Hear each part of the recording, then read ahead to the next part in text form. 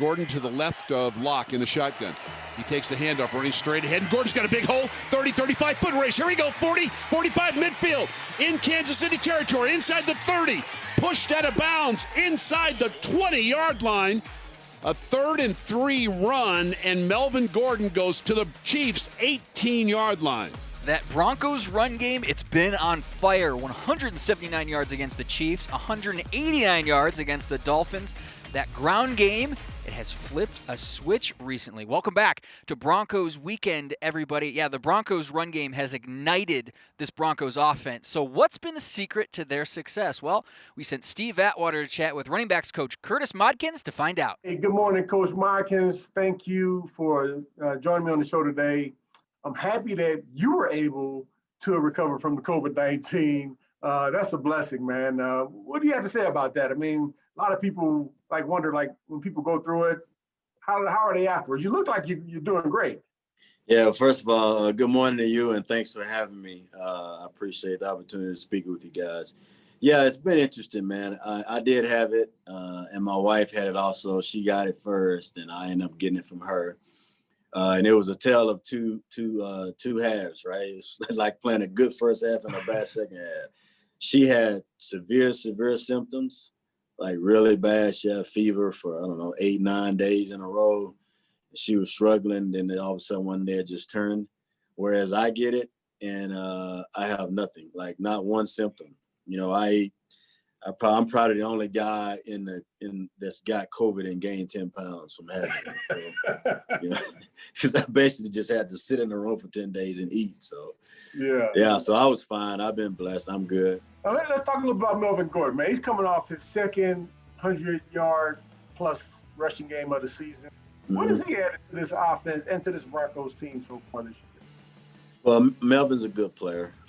Melvin's he's had a history of being a good player in this league, and he's done a good job. The guys, when you have a successful run day, or you have a successful run game, it means that a lot of people around you are doing the right things.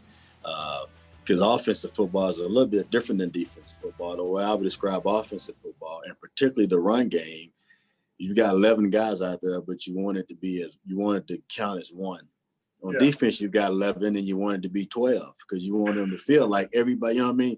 So offense, you all have to be on the string, and in the run game in particular, like a lot of things, everybody sees Melvin had a great day or Phil had a good day, where there's a receiver down the field busting his butt to spring him for the big one. Melvin Gordon breaks the tackle, and here he gets a block from Brett Rippon down the sideline. 25-20, 15-10, 5, touchdown Denver! Melvin Gordon. It is a touchdown run for Gordon of 43 yards. There's a right tackle doing a great job on his back block to spring Melvin for the big run he had this week. So it's a combination of a lot of things. One of them is Melvin's a good player. And then the other one is there are guys around him that are doing a bunch of good things to help him. Yeah, no, I agree with that. All got to work together. Now, Phillip, Lindsay, he missed a few games early on in the season with injuries. How have he and Melvin Gordon complemented each other this year? Well, I think they're different. They have different skill sets. They run different plays. They have strengths and weaknesses from a play perspective. And I think we've shown that when we can stay on the field and execute and convert on third downs and actually get some drives going, that there's games we can come out where, one has 16 and one has 15. Phillip Lindsay with a nice burst. Lindsay steps out of a tackle. Here we go. 35-30, 25-20, foot race, 15-10, 5. Touchdown, Denver. 55-yard scamper by Phillip Lindsay. So we can spell them when they're tired. We can judge the flow of the game. Sometimes it's based on play call. Sometimes it's based on situation. Third short yardage, it might be more Melvin. Goal line, it might be more Melvin. Certain runs, it might be more Phillip. So I think they complement each other well. I think what we have to do is continue to stay on the field and continue to convert so that everybody gets the opportunities. And obviously, the more opportunities those two guys get, the better we are as a team. Yeah. Now, I've been wondering about this. Like with the season being so different with the COVID-19, how has it been like for you as the running backs coach? I know you had the COVID. I'm just talking about just coaching-wise and how different everything is, even how you communicate with the players. How has that been for you? Well, it's been good, man. I think good coaches or, good leaders, you have to have the ability to adapt. And you got to be, 70% of the job is stuff you don't expect. You got to be able to adapt and adjust to stuff. And this is an adjustment for everybody in our country, including us. But you make the best out of it. I'm not one of those computer savvy guys, but I know how to Zoom now, and I know how to do presentations on Zoom now. So you learn and you figure it out, and you keep guys engaged, and you get the same production out of them. Now, obviously, there's some times where you miss the one-on-one person-to-person communication, which is important.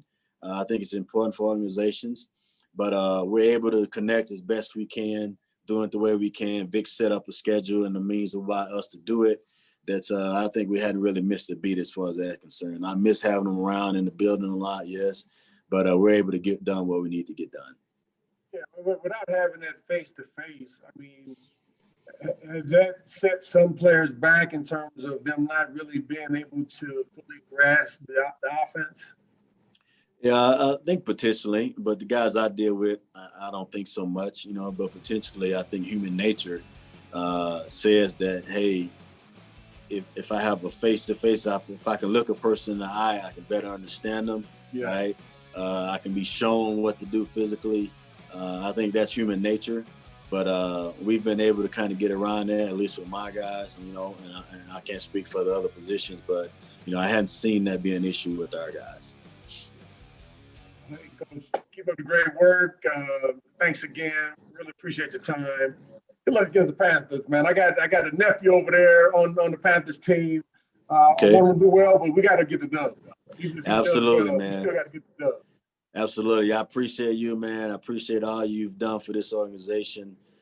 Congratulate you on your recent Hall of Fame induction, man. And thank you. Oh, thank you. Appreciate you.